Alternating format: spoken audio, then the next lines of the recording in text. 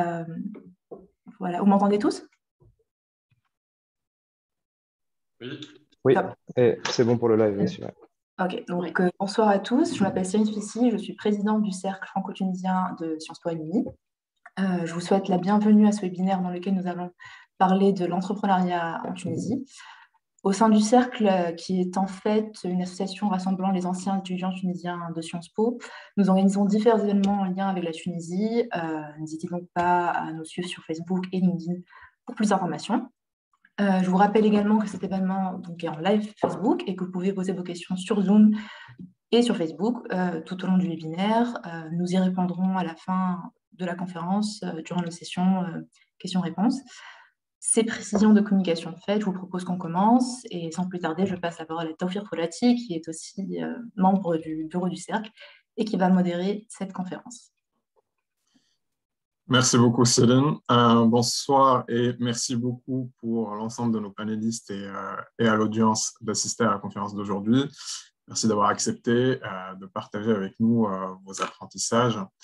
Je propose de parcourir rapidement l'agenda de la séance. On vous propose, suite à l'introduction, d'abord permettre à chacun de nos invités de se présenter, donc de présenter son parcours personnel, sa carrière, ses motivations en tant qu'entrepreneur ou accompagnateur d'entreprise ou de start-up, ainsi qu'un pitch rapide sur l'entreprise, sa raison d'être, sa proposition de valeur, ce qu'elle fait et comment elle le fait, ainsi que quelques mots sur les cultes historiques.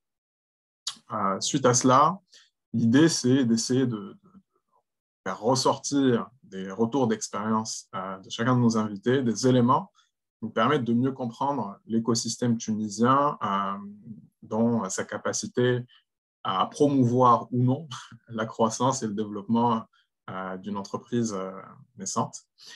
Donc, l'idée, c'est d'essayer de faire ressortir les grandes zones d'opportunité, mais aussi les zones de challenge, et d'aboutir à des recommandations à d'autres aspirants entrepreneurs ou entrepreneuses, peut-être aussi au pouvoir public et aux structures d'accompagnement privées. Je pense que derrière les REX des entrepreneurs et entrepreneuses, on aura peut-être un peu plus une vision sur l'aventure entrepreneuriale et peut-être aussi derrière les retours d'expérience de nos invités viennent du monde du venture capital ou des accompagnateurs, des incubateurs de start-up, d'avoir une vision un peu plus macro sur le cadre, sur le marché tunisien versus des marchés pairs ou similaires dans la zone, de comprendre aussi les grandes tendances en termes d'industrie qui se développe, de business model peut-être, de levée, volume de levée, également de tendance sur la croissance des entreprises à la fois sur le marché national et international, et également d'avoir leurs recommandations. Voilà pour la présentation au global.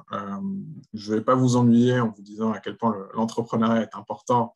Je pense que tout le monde le sait, mais en tout cas, dans le cadre tunisien actuel, on peut dire que ça pourrait être une locomotive de croissance et de création de valeur sans pareil. C'est aussi un moyen de créer des emplois.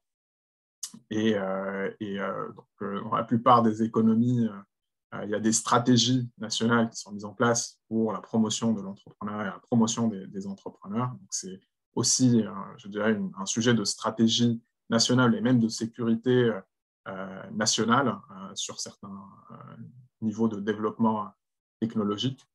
Et donc, pour cette raison-là, je pense que ça intéresse à la fois des gens qui peuvent venir du monde du secteur public comme des gens qui viennent du secteur privé. Voilà, alors je passe du coup sur les profils des divers membres du panel et je vais donner la parole à Fares Belrif pour se présenter rapidement, présenter son entreprise. Bonsoir, Fares Belrif, je suis CEO et fondateur de Commune. Commune est une start-up dans la retail tech, c'est-à-dire qu'en fait, nos clients sont tous les petits commerçants. Dans notre cas, Hamma, Saratar, Twebli.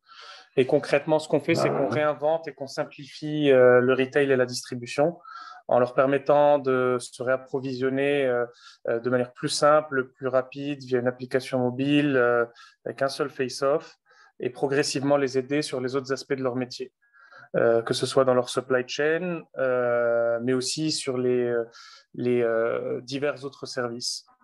On pense que une spécificité des marchés émergents, et en tout cas en Tunisie, au Maghreb plus généralement, les petits commerçants sont une part très importante du tissu social du pays et ils constituent un réseau de confiance distribué. Ce réseau de confiance distribué permet à d'autres business Internet d'avoir des proxys au sein de différentes communautés et de permettre d'apporter leurs services plus proches des citoyens. Et donc, du coup, pour nous, justement, la première brique de ce qu'on essaie de faire, c'est vraiment de les aider dans leur core business. La deuxième brique, ça va être de vraiment leur permettre de développer d'autres verticales, d'autres services. Et puis enfin, de les rapprocher, une fois qu'on a un réseau, c'est le plus grand réseau de tout et n'importe quoi dans les pays. Une fois qu'on a ce réseau-là, de pouvoir proposer ça comme proxy à d'autres business Internet. Voilà.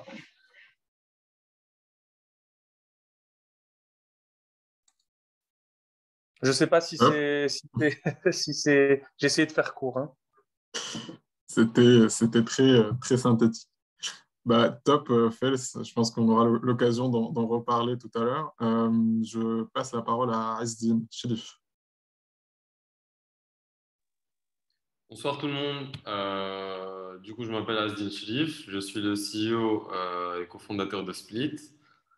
Split, c'est une application de covoiturage tunisienne qui veut donner de la dignité, on va dire, un peu au transport en Tunisie et plus généralement en Afrique. Parce que faut croire qu'il faut choisir entre se transporter dans la dignité ici ou se ruiner. Parce que ça coûte, on va dire, un peu cher de prendre des transports privés. Et prendre les transports en commun ou les taxis, c'est souvent synonyme de stress, de fatigue, de saleté, de beaucoup de choses. Du coup, en fait, ce qu'on fait, c'est qu'on met en relation des personnes qui, chaque matin, chaque après-midi, vont au travail ou vont à la fac. Donc, ils mettent à disposition les places qu'ils ont dans leur voiture pour des personnes qui attendent un bus ou un métro ou un taxi qui ne vient pas.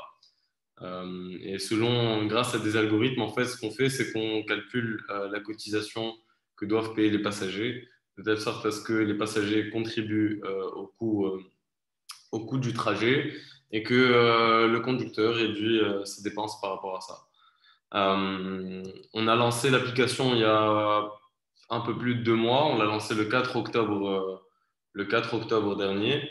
Aujourd'hui, on a 20 000 utilisateurs, plus de 100 000 trajets qui ont été recherchés. On a eu 6 000 trajets qui ont été proposés par des conducteurs et dans les 2 000 personnes qui ont été transportées. Il y a un bel impact par rapport à ça, c'est un impact carbone. Il y a un impact aussi en termes de réduction des embouteillages. Et on arrive même à calculer en fait combien les heures de sommeil qui ont été économisées par les passagers qui prenaient autrefois les transports publics. Parce qu'il faut savoir que quelqu'un qui met 30 minutes à aller par exemple à la fac en voiture, bah, s'il devait le faire en transport public, ça mettrait 3 heures. Il mettrait 3 heures pour faire ce même trajet. Donc voilà, on a l'ambition et on l'espère de devenir le leader du covoiturage en Afrique. Le chemin va être long, mais avec du travail, je pense, et de la résilience, on y arrivera. Génial. Merci beaucoup, Asdine. Je donne la parole à M. Khaled Benjileni. Bonjour tout le monde. Donc, moi, je m'appelle Khaled Benjileni. Je travaille à Afrique Invest depuis 20 ans. J'ai une formation d'ingénieur. J'ai commencé en tant que développeur d'abord dans une banque. puis dans une start-up tunisienne, et puis je suis allé aux États-Unis pour poursuivre mes études et aussi pour ensuite travailler dans le conseil en stratégie. Et c'est là que j'ai découvert le VC. J'ai rejoint en fait l'équipe d'Africa Invest d'abord pour monter un fonds VC en 2001, puis ensuite un fonds qui investit dans le secteur financier, dans les banques et l'assurance et la microfinance en Afrique, puis un deuxième. Et puis depuis maintenant 2 ans, on a levé un autre fonds qui est un fonds VC qui se spécialise en fait sur ce qu'on appelle le early growth. Le early growth, c'est en fait l'investissement en série A, série B, dans des startups qui généralement ont déjà des revenus ou des run rates qui dépassent les 1 million de dollars et qui sont en phase de croissance qu'on peut financer, ou l'essentiel du financement qu'on apporte va aller financer la croissance des revenus essentiellement. Alors nous, on est spécialisé sur l'Afrique, donc on finance à la fois des startups qui sont nées en Afrique et qui ciblent le marché africain, mais on investit aussi dans les startups qui sont nées ailleurs et rentrent sur le marché africain ou inversement. La notion de territoire ici est assez large. On investit dans différents secteurs. Aujourd'hui en Afrique, juste pour comprendre les grandes tendances, le premier vertical en termes d'investissement, c'est le fintech. Il est malheureusement très peu représenté en Tunisie à cause de la réglementation de la Banque centrale qui est extrêmement limitative par rapport au développement de modèles innovants dans le secteur financier. Mais grosso modo, aujourd'hui, l'essentiel de ce qui se passe dans la fintech est concentré sur 2 sous-verticaux. Le premier, c'est le paiement. C'est de remplacer tout ce qui se paie aujourd'hui en cash et d'apporter des solutions de paiement digital, essentiellement de paiement mobile, et pas seulement. Du paiement digital peut se faire aussi en B2B, donc entre business, peut se faire en termes de wholesale, donc des modèles de switch, des modèles d'agrégation de paiement, des modèles de gateway. Donc tout ça aujourd'hui on est en train d'exposer. C'est probablement les modèles qui sont où le vertical lui a plus de profondeur en termes de taille de marché. Donc il y a aujourd'hui des centaines d'acteurs dans ce secteur. Ça représente en termes du volume d'investissement en Afrique à peu près 30 ou 40%, 30 à 40% des investissements aujourd'hui vont à la fintech. L'autre vertical dans la fintech qui a une belle croissance et qui occupe probablement 30 à 40% des volumes, c'est le lending. Je ne sais pas si vous savez, mais aujourd'hui en Afrique, il y a à peu près 60-70% de la population qui n'ont pas eu accès ou qui n'ont pas accès à un crédit formel, faute d'avoir en fait un compte bancaire et d'avoir un historique de crédit ou un historique bancaire. On n'a pas de données sur eux. Et donc, il y a énormément de startups qui vont aller acquérir de la data, souvent de la data qui n'est pas data de crédit, pour pouvoir en fait développer des logiciels ou des algorithmes de scoring, souvent qui se basent sur du machine learning, pour pouvoir proposer du crédit à ces personnes qui n'ont jamais eu accès avant. Alors, il y a plusieurs modèles ici. La plupart des modèles qui réussissent bien s'appuient sur de la donnée structurée qu'elles vont aller chercher essentiellement chez les opérateurs télécoms ou parfois aussi chez des retailers. On voit aussi des modèles aujourd'hui qui rentrent dans la fintech via d'autres modèles, comme ce que fait Fels, où en fait, ils vont aller chercher de la data sur des retailers qui essentiellement sont dans l'informel, et avec les données de vente ou d'achat de ces retailers, on va pouvoir aussi construire des modèles de crédit assez robustes qui vont donner de très bons résultats en termes de qualité de crédit. Voilà. Donc ça, c'est l'essentiel. Alors, il y a de l'InsurTech aussi, il y a d'autres modèles sur lesquels je passe dans la fintech, mais c'est essentiellement les 2 grands verticaux qu'il y a actuellement. L'autre grosse problématique dans laquelle on investit, c'est la mobilité. En Tunisie, mais encore plus ailleurs dans les grandes villes africaines, il y a un gros problème de transport en commun. Et donc, il y a de grosses problématiques. C'est ce que Hasdin va chercher comme marché aujourd'hui. Donc, des substituts en fait au transport en commun formel. Alors, il y a plusieurs types d'applications aujourd'hui qui vont aller proposer des services dans ce vertical. Il y a des copies d'Uber qui marchent très bien, où il y a encore beaucoup de parts de marché à prendre aujourd'hui. À titre d'exemple, aujourd'hui, sur des pays comme la Tanzanie, qui est un pays de 60 millions d'habitants, il doit avoir moins de 10 000 chauffeurs Uber, alors que sur la Grande-Bretagne, il doit en avoir plus de 200 000. Ça vous donne une idée en fait du trajet qu'on a encore à parcourir pour avoir en fait une proposition qui soit qui soit élaboré sur un pays comme la Tanzanie. Ensuite, il y a des modèles où en fait, c'est des modèles qui sont basés essentiellement sur de la data, donc de les chercher de la data sur les services de transport en commun et de pouvoir en fait la revendre à du Google Maps et autres. Donc, il y a plusieurs boîtes qui se spécialisent là-dessus. Et de manière générale, sur la mobilité, il y a d'autres use cases qui vont aller chercher de la mobilité de manière un peu plus précise sur de la mobilité de covoiturage, par exemple, ou sur des motos ou sur d'autres types de véhicules. Proche de la mobilité, il y a de gros problèmes aujourd'hui en Afrique sur la logistique.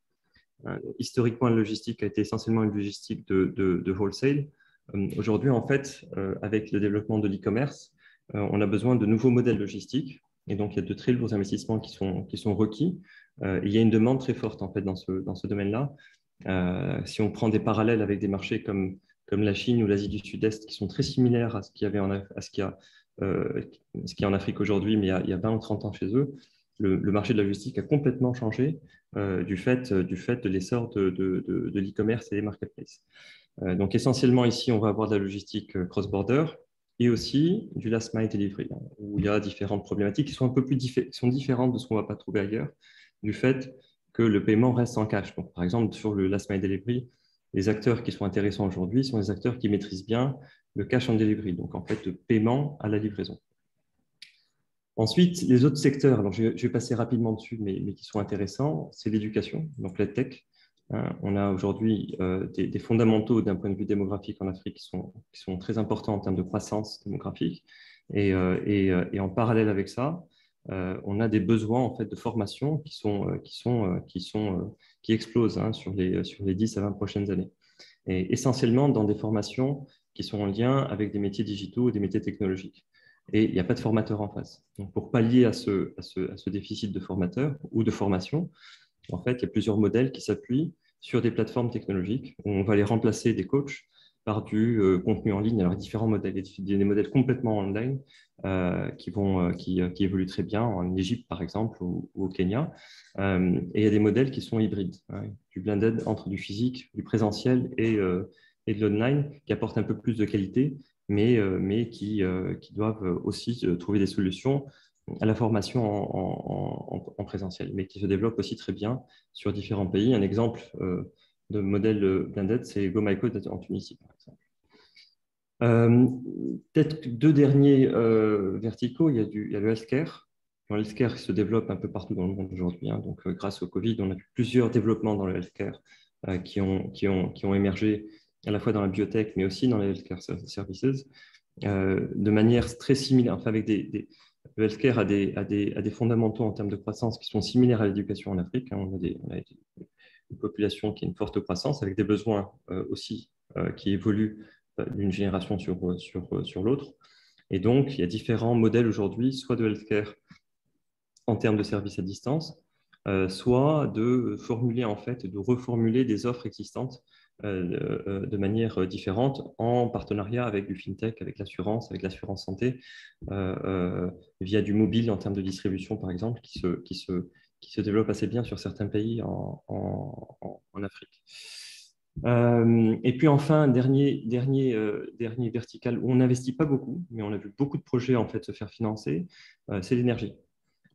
Et en fait, ça va être une tendance croissante avec le focus qu'il y a actuellement sur le climate change et les problématiques en fait de substitution de l'énergie à base d'énergie fossile, on dit ça, de combustibles fossiles. Donc, il y a énormément de modèles nouveaux où on va les proposer via des formats de micro-leasing, des panneaux solaires, en fait. C'est de la production localisée ou des mini-grids ou des micro-grids à des populations qui n'ont pas accès à l'électricité. On parle de 50% de la population en Afrique, soit qui n'a pas accès, soit qui n'a pas un accès à une énergie de manière constante. Et donc, il y a énormément de besoins à ce niveau-là aussi. Voilà. En gros, les verticaux, les principaux verticaux en Afrique. Un dernier mot sur les volumes. Donc, le financement du JCI en Afrique a beaucoup évolué sur les 6-7 dernières années. On est passé d'un niveau où on finançait, avant 2012, on avait des volumes de moins de 100 millions de dollars par an. Sur 2021, on devrait être à 5 milliards de dollars. Alors, ça paraît beaucoup, hein, une très forte évolution, une évolution de x50 sur 7 ans, 8 ans, mais ça reste très petit à l'échelle européenne ou à l'échelle américaine. 5 milliards de dollars, c'est une ville de taille moyenne aux États-Unis, hein, c'est Philadelphia, par exemple, en termes. Donc, il y a encore énormément de choses à faire en termes de croissance de l'industrie du capital risque en Afrique. Voilà. Super. Merci beaucoup, Cyril, pour cette présentation du scope des industries et des principales tendances. Je donne la parole à Tiziana, qui va également nous aider à modérer cette conférence, notamment sur la seconde partie. Tiziana, je te laisse te présenter. Merci beaucoup. Alors, super intéressant tout ce qui a été dit et voilà, les entrepreneurs et RELED. Alors, moi, je me trouve un peu au croisement de tous ces métiers dans le sens où je travaille pour une boîte qui s'appelle Seedstars, qui a vocation à avoir un impact positif sur les marchés émergents au travers d'un côté de l'entrepreneuriat et de l'autre côté de la tech. Donc, l'idée de Seedstars à la base, c'est de dire on va essayer d'aller combler des gaps d'investissement justement sur les marchés émergents. Sauf que l'idée, c'est ce qui s'est passé en réalité, c'est que quand les fondateurs ont essayé de monter la boîte, ils se sont très vite rendus compte qu'il y avait un manque d'infrastructures sur les marchés émergents. Alors, on parle de l'Amérique latine, de l'Asie, de l'Afrique subsaharienne, du Moyen-Orient, de l'Afrique du Nord, mais aussi de l'Europe de l'Est et de l'Asie centrale. Et ce gap en infrastructure, alors ce n'est pas l'infrastructure, les ponts et autres, même si voilà, probablement c'est une autre problématique, mais pas la nôtre. Quand on parle d'infrastructure, on parle plutôt d'accompagnement, de structure d'accompagnement des entrepreneurs à tous les stades de leur croissance. Donc, que ce soit un stade d'idéation, que ce soit un stade de bêta, de MVP, que ce soit un stade de début d'accélération, de croissance, etc., etc. Donc, Seedstars s'est développé autour de deux axes principaux. Le premier qui est l'accompagnement des entrepreneurs et le second qui est l'accès au capital, c'est-à-dire le venture capital. Et aujourd'hui, on a donc des actions qui sont des programmes d'accompagnement ou des formations qui vont de la phase d'idéation jusqu'à la croissance, l'expansion sur des nouveaux marchés. Et au niveau du VC, on opère maintenant au travers de plusieurs fonds qui sont soit des fonds à vocation globale et qui sont généralement et qui ont vocation à faire des investissements notamment qui ont un fort potentiel d'impact dans des boîtes qu'on pourrait appeler high growth companies, donc des boîtes qui ont un fort potentiel de croissance. Et on investit en pre-seed, seed et puis après early growth, donc série A et début de série B au travers de ces deux fonds. Et on a vocation à investir partout sur les marchés émergents avec maintenant un fonds qui se spécialise aussi sur l'Afrique subsaharienne.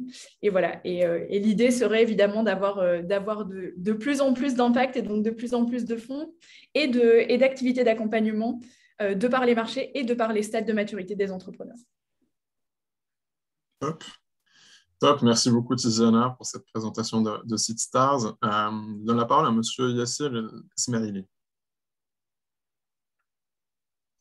Merci beaucoup. Alors, moi, j'aime bien donner comme préambule que je ne suis pas tunisien, mais que je suis le franco-marocain de service qui se retrouvait perdu en Tunisie à faire de l'entrepreneuriat. Je dis ça parce que souvent on me pose la question, mais qu'est-ce que tu viens foutre ici? Et en fait, je dis souvent que voilà, il faut être là pour comprendre que c'est des marchés qui sont super intéressants, compliqués certes, mais justement parce qu'ils sont compliqués, il y a l'opportunité de faire des choses assez belles et assez révolutionnaires. Donc, moi, je suis Yassir Ismail Edli, je suis en Tunisie depuis 5 ans et à la tête de cette start-up qu'on a créée avec mes cofondateurs depuis quelques mois maintenant. Alors, avant de parler de Lamma, 2 minutes sur le parcours, parce que ça donne un peu le sens de ce que Lamma, c'est que après avoir créé une première start-up au Maroc il y a 6-7 ans maintenant, qui était en mobilité, c'était un des premiers Uber-like que j'ai revendu et dont j'étais le general manager, revendu à Careem, qui eux-mêmes vendu à Uber derrière. J'avais un peu exploré ces sujets de la mobilité, dont Khaled parlait tout à l'heure d'ailleurs, qui sont super intéressants ici. Et puis ensuite, je suis venu en Tunisie pour prendre un peu ce qu'est le bon coin d'ici, donc ça s'appelle Tayara. Et j'ai développé avec mon équipe ce qui est devenu une belle marketplace. Et en fait, de ces deux expériences intéressantes, à la fois marketplace pure, au contact du commerce local et même du du consumer to consumer. Et puis de l'histoire de la mobilité, ça m'a amené à réfléchir à quelles sont les grandes tendances d'aujourd'hui et qu'est-ce qui est en train de se passer pour les 5 à 10 prochaines années sur un marché que j'aime bien, qui est l'Afrique du Nord, mais également plus généralement sur l'Afrique. En étudiant un peu dans d'autres pays émergents, en fait, ça arrivait à ces idées qu'on appelle aujourd'hui e-commerce. Il y a encore un an, on n'appelait pas, ce nom n'existait pas vraiment. Mais ça fait donc un petit moment qu'on travaille dessus. Et donc, en juillet, on a lancé cette application de quick-commerce. Alors, ceux qui sont en France connaissent bien les Gorillaz, les Cajoo et les autres. En Afrique, on connaît un petit peu. On est les premiers à travailler sur cette idée de livrer vos courses alors, on n'est pas en 10 minutes. Nous, on cherche à faire du 30 à 45 minutes. Ça n'a pas vraiment de sens de faire du 10 minutes ici en Afrique. Ça serait 3 fois plus cher pour finalement un service qui n'est pas vraiment attendu. Donc voilà, on a nos entrepôts, on est un retailer de nouvelle génération. Et puis, comme on est en Afrique, ça nous amène à réfléchir énormément à ces problématiques. Évidemment, de cash on delivery, il fallait en parler encore une fois tout à l'heure. Donc, quand on a du coup une infrastructure avec des motos qui sont capables de livrer à partir d'entrepôts un certain nombre de clients, c'est un peu bête de ne pas utiliser cette infrastructure pour des partenaires. Et donc, des partenaires, ça peut être des restos, donc ça nous fait un peu de food delivery au passage, mais également le petit magasin du coin dans le quartier qui est connu pour ses bons produits, pas forcément alimentaires d'ailleurs, de mode, des produits de beauté locaux, etc. Donc, on a en Afrique encore, rapport à l'Europe, un réseau de commerçants très dense. Et donc, l'idée aussi, c'est d'être le circuit aval de ce que peut être FELS. On se croise d'ailleurs, on travaille un petit peu, réfléchir ensemble sur comment on peut travailler ensemble de plus en plus, parce que moi, je suis à l'aval de ce que fait FELS, lui, elle est en amont. On est tous les deux dans cette réflexion de finalement changer le commerce par de la technologie, par de la logistique. Parce que les besoins des utilisateurs, qu'ils soient utilisateurs finaux ou d'ailleurs commerçants, sont beaucoup plus évolués que ce que leur offre aujourd'hui le marché en termes d'expérience, en fait. Donc un peu, voilà, c'est un peu cela où on est spécialisé. Donc, on a ouvert notre première opération ici en Tunisie. On a déjà de Dark Store qui commence à tourner. On est en pleine préparation du lancement du Maroc qui devrait avoir lieu entre février et mars. Et puis, si tout va bien, que les prochaines levées se passent correctement, on devrait être sur 2 pays subsahariens d'ici mi-2022, si tout va bien. Voilà, en résumé. Magnifique. Merci beaucoup, Yassir. Je donne la parole à Madame Zahra Jnen. Bonjour à tous. Je m'appelle Zahra, je suis donc la fondatrice de Faza.tn. Faza qui est un média 100% vidéo qui est diffusé exclusivement sur les réseaux sociaux. Donc, on est sur l'industrie plutôt créative. Faza a été créé il y a 3 ans aujourd'hui. Aujourd'hui, on vit d'une communauté de plus de 1,2 million d'abonnés entre Facebook et Instagram. Donc, notre métier, c'est de créer du contenu et c'est de pouvoir convertir sur les réseaux sociaux et faire interagir. Donc, on provoque des commentaires, des likes et des partages. Faza raconte et décrypte en images l'actualité de notre pays, les histoires qui touchent, celles qui inspirent, celles qui rendent curieux. On peut trouver différents contenus au sein de Faza. On trouve donc ce qu'on appelle des vidéos imagées, qui sont des vidéos courtes avec un enchaînement d'images et un storytelling. On trouve également des interviews d'entrepreneurs, des interviews d'anonymes, des témoignages et également des productions qu'on a lancées il y a environ 1 an et demi, 2 ans et des mini-documentaires. Donc, des productions, c'est-à-dire ce sont des productions qui sont créées, réalisées au sein des studios de Faza sur différentes thématiques qui nous tiennent à cœur, comme le patrimoine, par exemple, avec Immersion, la critique satirique avec Fatma Kalba Marabi et d'autres qui vont arriver bientôt.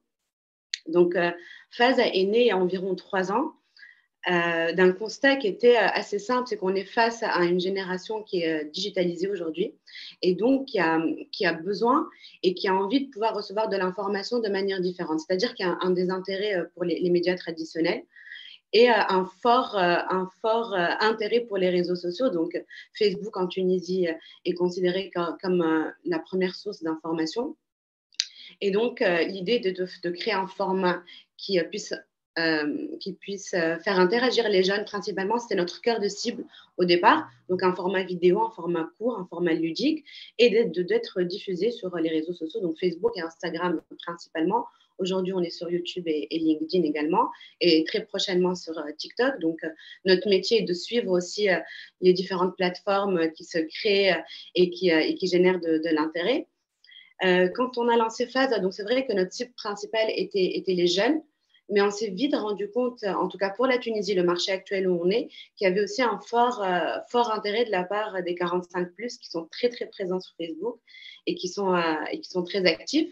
Donc, on se considère comme un média qui est positif, qui est là pour inspirer, qui est généraliste également et qui touche, on va dire, les 18 et plus. Donc, on essaye de ne pas se limiter au niveau de l'âge et de pouvoir créer du contenu pour les jeunes, les moins jeunes, pour les Tunisiens qui sont en Tunisie, mais également pour la diaspora qui est à l'extérieur du pays.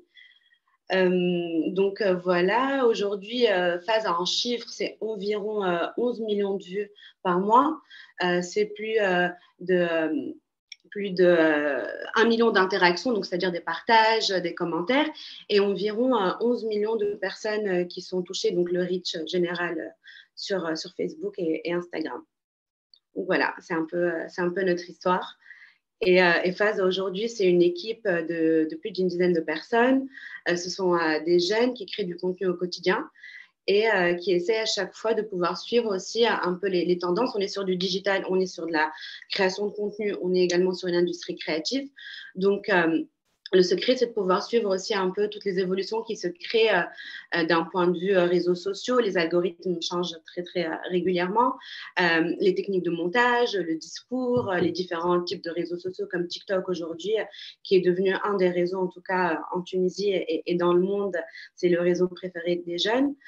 La data aussi intervient au sein de Phase. Donc, on a créé espèce de sonde qui analyse chaque contenu qui est diffusé sur notre page, donc sur Facebook et sur Instagram, pour pouvoir à chaque fois analyser en fait les réactions de notre communauté et de pouvoir à chaque fois proposer du contenu qui engage et qui convertit sur les réseaux sociaux.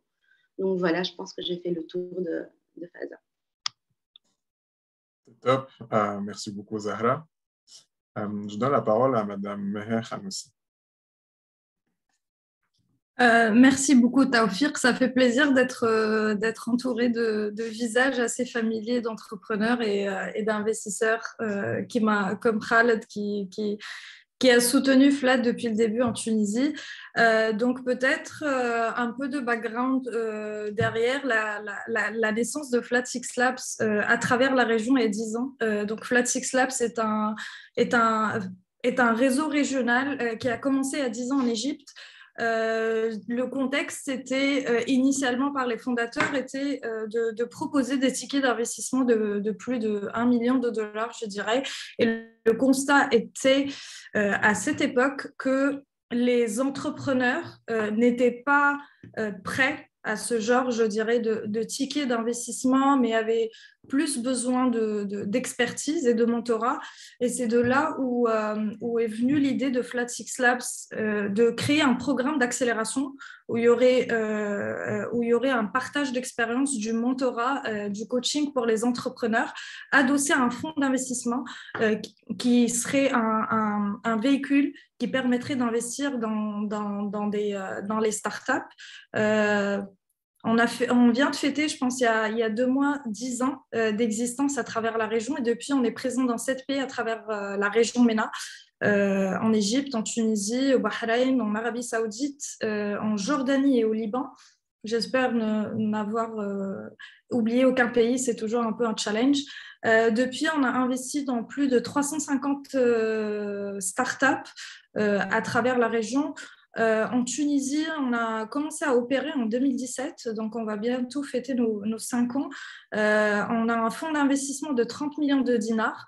On est entouré de 5 investisseurs institutionnels, à savoir le TAEF, le Tunisian American Enterprise Fund, Menanx Holding, qui est un groupement familial, la banque Biat, Sawari Venture, qui est un fonds d'investissement égyptien, et l'IFC, qui est une branche de la Banque mondiale.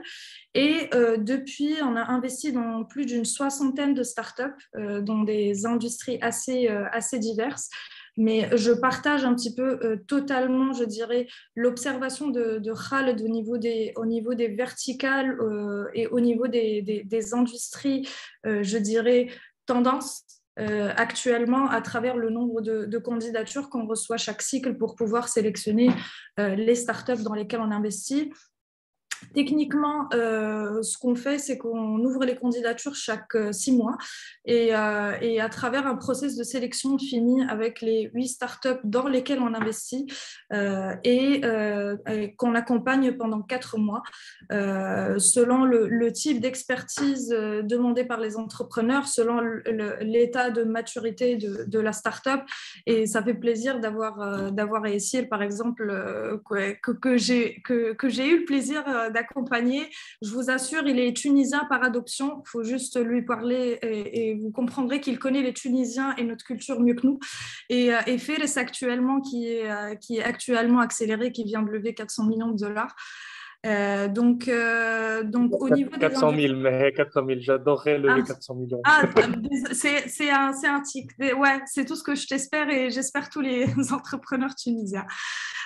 Donc là, un petit peu peut-être à travers les 4 années où on a opéré en Tunisie, à travers les nombreuses startups qu'on a accélérées et les candidatures qu'on reçoit et les différents événements qu'on organise pour aller à la rencontre des entrepreneurs, on a identifié peut-être des industries où il fallait un peu plus d'accompagnement et on a essayé de trouver un moyen d'accompagner un peu plus que les 16 startups dans lesquelles on investit et qu'on accompagne. Et c'est de là où on a commencé à développer d'autres programmes. Donc, début d'année 2021, début d'année 2021, on a créé un programme d'accélération financé par l'UNICEF pour les startups qui étaient focus sur des challenges orientés vers les enfants. Donc un programme qui a duré 3 mois et dont, par exemple, les activités, c'était de faire rencontrer les entrepreneurs et les différents ministères, à savoir le ministère de l'Éducation, le ministère de la Santé, etc. On a également développé un autre programme qui s'appelle Green for Youth dans Split, bénéficie actuellement. C'est un programme d'accélération focus sur les startups Green Tech et Clean Tech, donc n'importe quelle startup dans l'agriculture, dans l'économie circulaire et dans l'économie verte, financée par Hivos et l'AFC et qui nous permet également de donner et en partenariat avec Impact Partner où il y a un grant de 30 000 dinars pour les startups accélérées. On a également développé à travers le support d'Expertise France et Innovi, le programme Ignite. C'est un programme de renforcement de capacité des structures d'accompagnement elles-mêmes, que ce soit publiques et privées, pour qu'ils puissent eux-mêmes développer leur propre programme d'accompagnement et accompagner des entrepreneurs, que ce soit sur le Grand Tunis ou à travers les régions de toute la Tunisie. Et dernièrement, on vient de clôturer les candidatures pour le programme Ebda'i, qui est un programme focus 100% pour les femmes entrepreneurs et qui est financé par l'AFC, vu je dirais, l'observation qu'on a eue à travers l'écosystème, que les femmes avaient besoin, les femmes entrepreneurs sont moins nombreuses que les hommes entrepreneurs, qu'on le veuille ou pas. Et donc, l'objectif, c'était de développer un programme de capacity building, de renforcement de capacité pour les femmes entrepreneurs en Tunisie. C'est un beau programme. C'est un très beau programme, Meher. Merci beaucoup. Moi, je note qu'à ce moment, on a une belle vision de ce que font chacune de vos entreprises. Et peut-être qu'on est passé un peu rapidement sur les hommes et les femmes derrière ces entreprises. Et, Simon Sinek qui dit « Start with why ». Je veux m'adresser peut-être particulièrement aux entrepreneurs et entrepreneuses avec 2 questions et en 2 mots.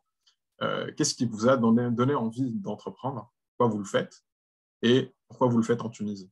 Et ça nous permettra d'enchaîner ensuite sur la seconde partie de la conférence.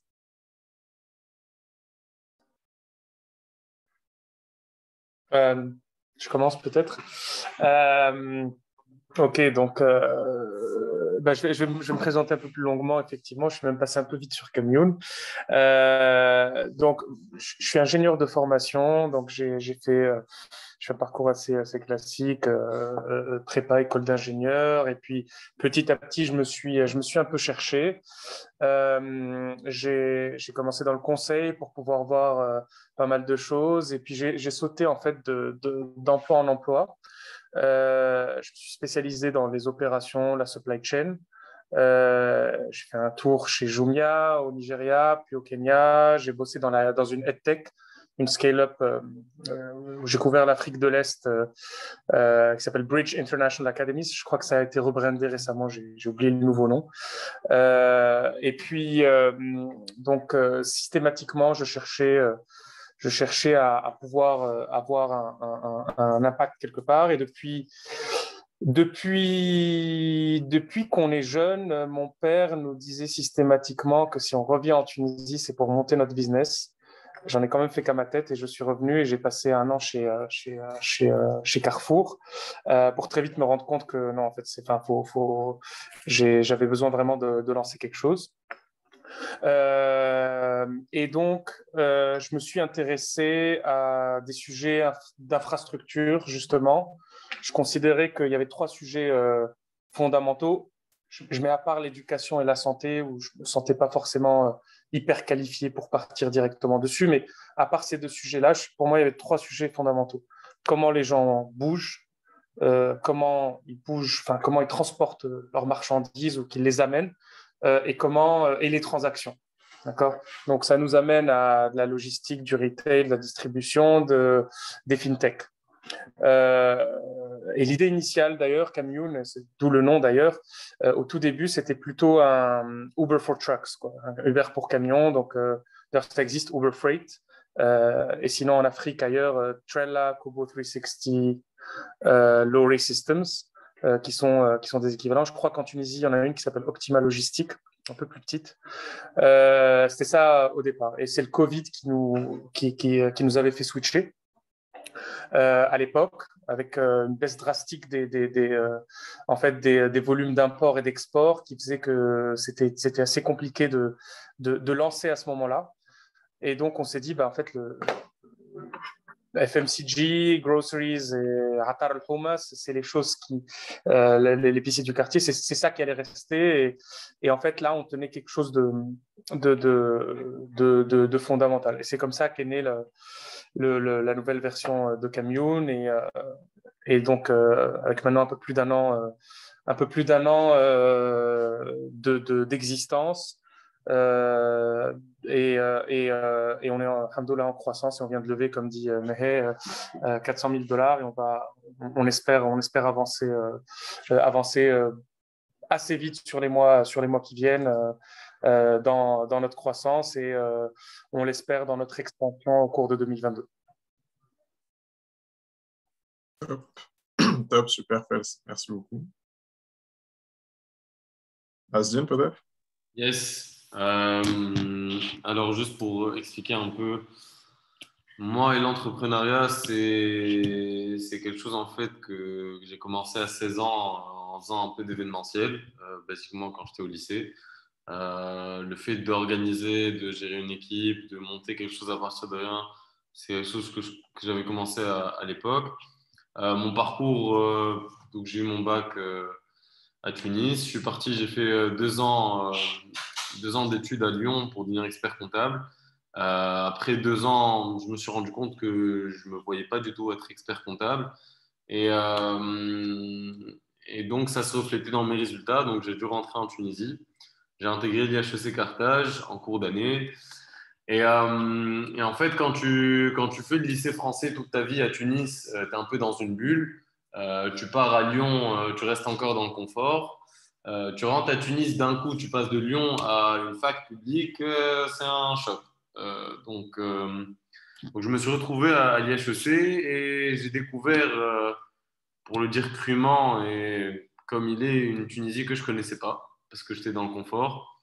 J'ai découvert des gens qui n'avaient pas du tout les mêmes habitudes que moi, qui n'étaient pas tu te retrouves dans une classe avec des personnes qui vivent dans des foyers universitaires, et je ne savais même pas qu'il y avait des foyers universitaires en Tunisie, et des personnes qui venaient à l'IHEC de Nebel chaque matin. Enfin bref, plein de trucs. Et donc de là, de par l'écosystème en fait, de ma fac, je me suis rendu compte qu'il y avait beaucoup de choses à faire, beaucoup de projets. J'ai lancé un premier projet en partant du principe où plein de jeunes veulent ouvrir une boîte en Tunisie. Ils ne savent pas par où commencer, ils ne savent pas quoi faire. Et la chose qui les repousse le plus, c'est un peu l'administration. Donc à l'époque, j'avais monté une petite structure qui s'occupait de A à Z des démarches administratives pour ouvrir une boîte. Ça s'appelait Startup Factory. Ça avait très bien marché. J'avais accompagné plus de 70 entrepreneurs. Et j'avais gagné pas mal de prix grâce à ça. Et par la suite, en fait, j'ai été confronté au quotidien à mes camarades qui galéraient dans les transports publics. J'avais eu certaines scènes qui m'avaient choqué. En fait, il y en a une qui m'a choqué particulièrement. C'était un étudiant dans ma classe qui… En fait, je savais chaque matin combien de temps il devait mettre pour venir à la fac. Je sais qu'il se réveillait à 5 h du mat, alors que moi, je me réveillais à 7 h 30 à la dernière minute pour arriver… pour venir en voiture. Et en fait, il y a un jour où tout simplement le prof lui a dit genre, pourquoi tu arrives en retard?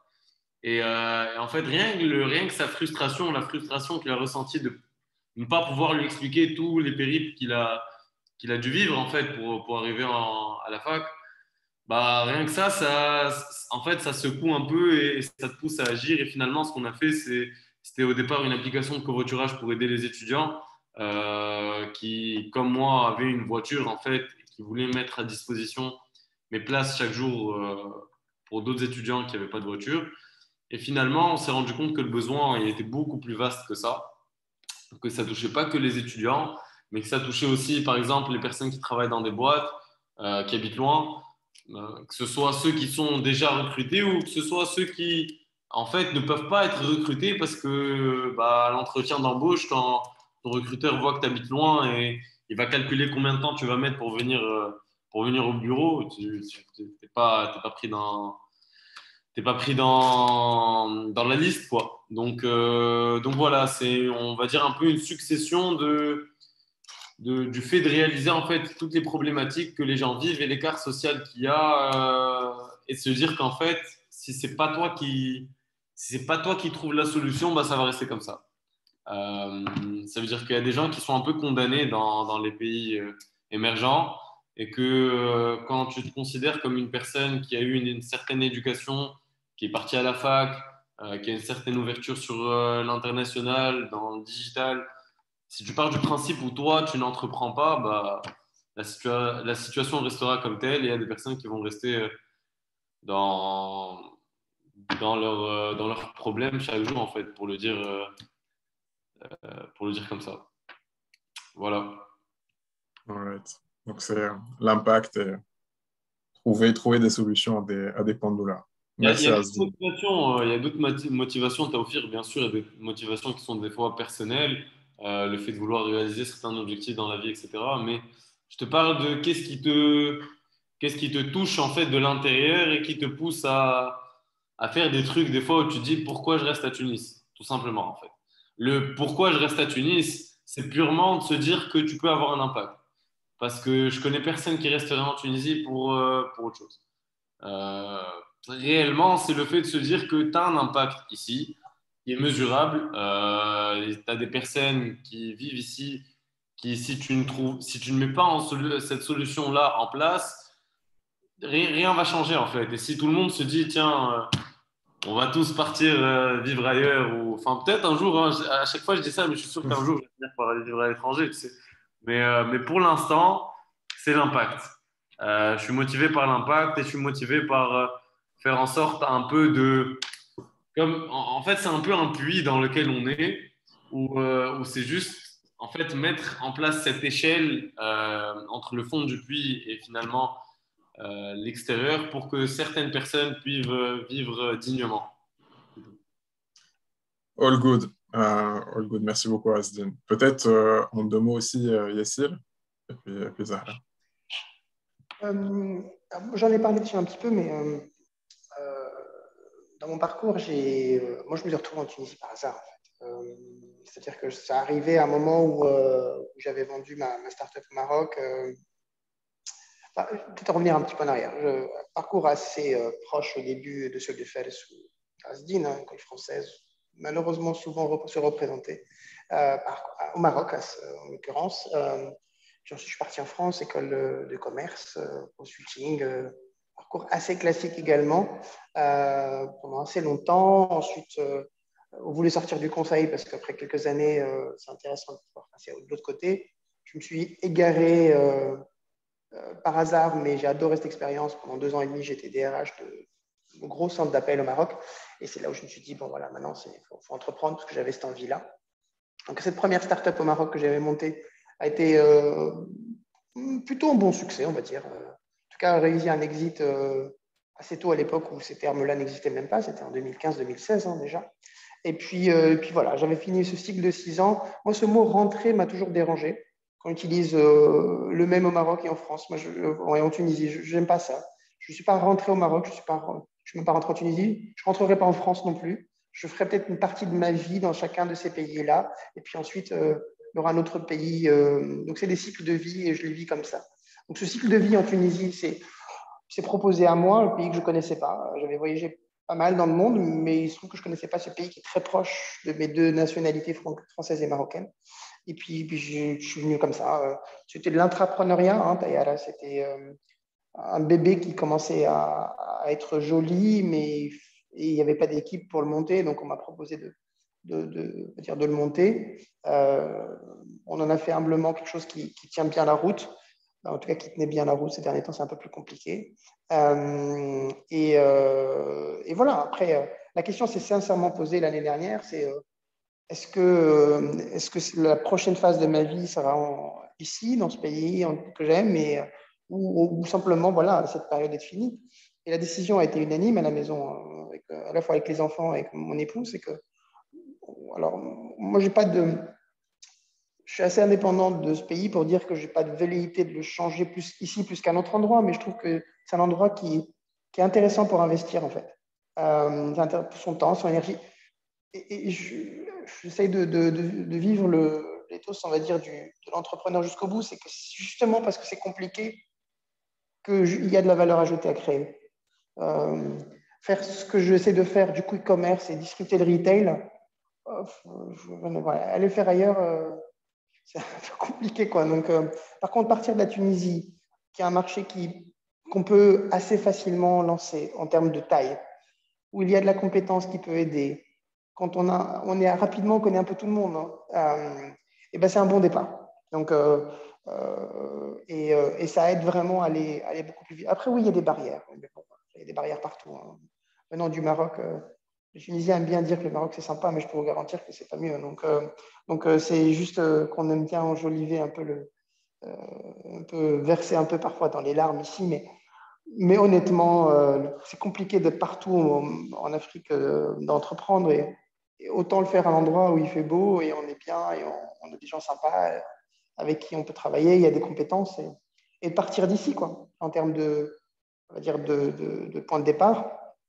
On parlera peut-être après de choses un peu plus concrètes dans le business, mais ce n'est pas un endroit où il faut commencer sa start-up, juridiquement parlant. Mais en tout cas, en termes de talent, en termes de démarrage, pour faire une première opération, c'est un bon endroit. Nickel, merci beaucoup Yassir. Zahra, pareil en 2 mots.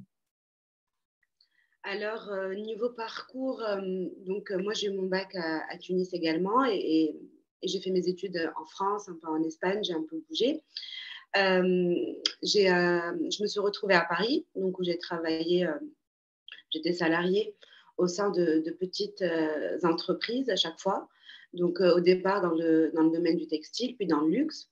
Et ce que j'ai énormément apprécié en n'étant pas dans des grands cabinets de conseil ou dans des grosses structures, c'est la polyvalence. C'est vraiment ce que j'ai appris. Donc, de pouvoir un peu toucher à tous les départements d'une entreprise. Et je pense que c'est ça aussi qui a confirmé mon envie de pouvoir un jour créer ma boîte et de pouvoir accéder à cette belle aventure qui est l'entrepreneuriat. Donc, au bout de Au bout d'une dizaine d'années à l'étranger, à un moment, donc il y a eu la révolution, il y a eu beaucoup de choses. Je suis rentrée en Tunisie en 2017 avec l'envie en fait de prendre la Tunisie comme une aventure. En fait, j'aurais pu aller en Espagne, j'aurais pu aller au Maroc, j'aurais pu aller dans n'importe quel autre pays. Et j'avais envie, en fait, je regardais la Tunisie comme un pays que je ne connaissais pas et que j'avais envie de découvrir. Quand je suis arrivée, c'était vraiment pour quelques mois. L'idée, c'était de prendre une pause. Je travaillais dans le luxe où on avait un rythme c'était très, très fatigant. Donc, j'avais juste envie de prendre 2-3 mois de vacances et de pouvoir ensuite repartir à Paris. Et quand je suis rentrée, j'ai découvert une Tunisie que j'avais quittée il y avait, je pense, 11-12 ans. Et c'était très vivant. C'était énormément. Il y avait dans tous les types de secteurs, que ce soit dans l'art, dans la musique, dans l'entrepreneuriat. Enfin, il y avait énormément de choses qui se passaient un peu partout. Et donc, et en parallèle, quand j'ouvrais la télé ou quand j'écoutais la radio, il n'y avait que du négatif. Donc, on entendait beaucoup de débats, les gens criaient. Enfin, c'était très, très, très anxiogène. Alors que quand on sortait pour aller rencontrer aller dans des expositions, rencontrer un peu, voir ce qui se passe à l'extérieur, c'était que du positif. C'est des gens qui entreprennent, c'était des gens qui faisaient des choses, c'était des gens qui étaient assez positifs, qui avaient envie de faire évoluer le pays. Et en fait, il n'y avait pas de médias qui pouvaient communiquer sur toutes ces actions-là.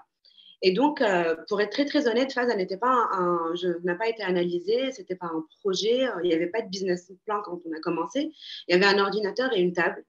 Et en fait, moi, je travaillais dans l'entreprise familiale pour voir aussi, pour un peu tester, pour comprendre le marché.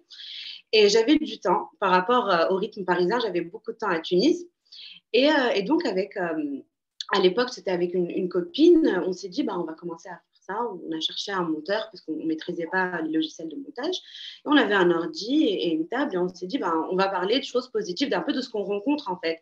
C'était de pouvoir promouvoir toutes ces personnes qu'on rencontrait au quotidien. Donc, c'était limite un blog en fait. Mais juste, on mettait en avant les personnes qu'on rencontrait et ça a pris. Et ça a pris assez rapidement. Et on s'est rendu compte que notre audience et que notre communauté voulait chercher du positif. Et donc, on a commencé un peu à parler de tout. Donc, on était très start-up aussi au départ. On faisait des interviews d'entrepreneurs. Ça a commencé à bouger à l'époque. Il n'y avait pas encore tout cet écosystème qui était créé. Donc, on a ramené des entrepreneurs qui parlaient de leurs projets. Et on parlait beaucoup de patrimoine aussi, parce qu'on a un patrimoine que moi-même, je découvrais, alors que je suis née, j'ai grandi ici, mais que je ne connaissais pas. Et donc, c'était vraiment des sujets qui nous tenaient à cœur. Mais c'était vraiment un projet à côté. Hein. C'était pas du tout une start-up ou un business. On faisait quelque chose qui nous faisait plaisir parce qu'on ne trouvait pas l'information ailleurs, en fait. Et au bout de 3-4 mois, ça commençait à prendre. Et la personne avec qui j'étais, en fait, ne voulait pas continuer. Elle avait un métier, elle avait autre chose. Et puis moi, je me suis mise donc face à une situation où je devais soit arrêter et retourner à Paris, parce que j'avais aussi des propositions d'emploi et reprendre une vie parisienne avec un CDI, etc. Ou rester à Tunis et essayer de pouvoir comprendre un peu ce marché, sachant que je n'étais pas des médias, donc je ne comprenais absolument rien. Digital, oui, parce que je bossais dans le luxe, donc on faisait des campagnes digitales, mais c'était vraiment quelque chose complètement différent, parce qu'adapter le discours aux Tunisiens, c'est quelque chose qu'on apprend. Et donc, à ce moment-là, on a lancé ça en juin, je crois, en juillet. Et à partir de octobre-novembre, donc là, j'ai embauché la Guess, mais qui était la rédactrice en chef à l'époque de Faz, qui est aujourd'hui la directrice de prod, qui a rejoint l'aventure. Et là, on s'est dit, voilà, on va commencer à essayer de créer une équipe et de pouvoir rendre Faz à un projet, en fait. Et je dirais que ce qui m'anime au niveau de l'entrepreneuriat jusqu'à aujourd'hui, c'est bien sûr avoir un impact, mais c'est surtout créer de la valeur. Créer de la valeur sur différents aspects. Créer de la valeur en ayant une équipe qu'on sent épanouie, qui vient travailler tous les matins, qui est contente de pouvoir être là, d'avoir un fort sentiment d'appartenance, d'avoir créé une communauté, en fait. Une communauté sur les réseaux sociaux, mais également une communauté à l'extérieur des réseaux sociaux, qu'on a la chance de pouvoir rencontrer tous les jours, tous les intervenants qui viennent. La polyvalence aussi, quand on est entrepreneur, on touche à tout et je trouve que c'est hyper stimulant. Et aussi la liberté de pouvoir suivre son instinct. Donc, nous, Faza, ça a été beaucoup d'instinct, jusqu'à il n'y a pas très longtemps d'ailleurs. C'était beaucoup, beaucoup d'instinct. Et ça fait, on va dire, il y a quelques mois, 3, 4, 5 mois, pour être très honnête avec vous, qu'on a fait un business plan. qu'on a commencé à voir comment on allait développer les choses, qu'on a commencé à se dire, ben voilà, on a créé notre communauté et c'était vraiment notre but principal, c'est d'avoir une communauté, une vraie communauté qui est là, qui interagit, et ensuite de voir comment est-ce qu'on peut faire pour développer ce projet-là. Donc, on n'a pas fait les choses un peu dans l'ordre conventionnel, mais je pense que les industries créatives, c'est pas non plus... On a une liberté parce qu'on est vraiment sur de l'information, on est sur du contenu, on est sur des histoires, on est sur de l'émotion au final. Et je pense que l'émotion, c'est quelque chose qui est très intuitif. Donc, je pense que j'ai répondu à la question. Je ne sais pas si c'est bon. All good. Merci beaucoup, Zahra.